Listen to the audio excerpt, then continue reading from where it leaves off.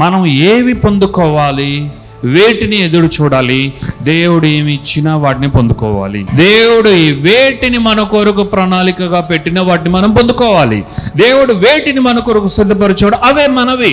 దేవుడు వేటిని సిద్ధపరచలేదు అవి మనవి కాదు. దేవుడు ఏం కలిగి ఉన్నాడో గమనించాలి. తండ్రి అయిన దేవుడు ఏం కలిగి ఉన్నాడు మన కొరకు, అది యేసుక్రీస్తు ద్వారా ఎలా ఈ భూమిపైకి ఆయన తీసుకుని వచ్చాడు.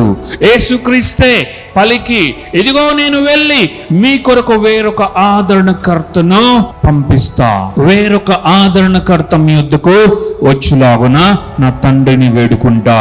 తండ్రి ఏదైతే ఆత్మను గూర్చిన వాగ్దానము అని పలికాడో అది నేను తండ్రికి మొరపెట్టి, నాయనా నీవు పంపిస్తాను కదా. కనిపించే ప్రతి మహత్కార్యము వెనకాల, నీవు జరిగించిన ప్రతి మహోన్నతమైన కార్యము వెనకాల ఉన్న ఆ పరిశుద్ధాత్మ దేవుడు అన్న వ్యక్తిని ఇప్పుడు పరిపూర్ణముగా భూమిపైకి పంపిస్తాను అని వాగ్దానం చేసావు కదా. ఇదిగో నేను ఇప్పుడు నీ సన్నిధిలో ఉన్న పంపు పరిశుద్ధాత్మ దేవుణ్ణి వారి యొద్దకు పంపు అని యేసుక్రీస్తు వేడుకొనగా, ఇప్పుడు పరిశుద్ధాత్మ దేవుడు తండ్రి అయిన దేవుని యొక్క ఆజ్ఞ మేరకు, తండ్రి అయిన దేవుని యొక్క మాట మేరకు, మన ప్రభు అయిన యేసుక్రీస్తు యొక్క విజ్ఞాపన మేరకు ఈ భూమిని తాకడం జరిగింది. హల్లెలూయా.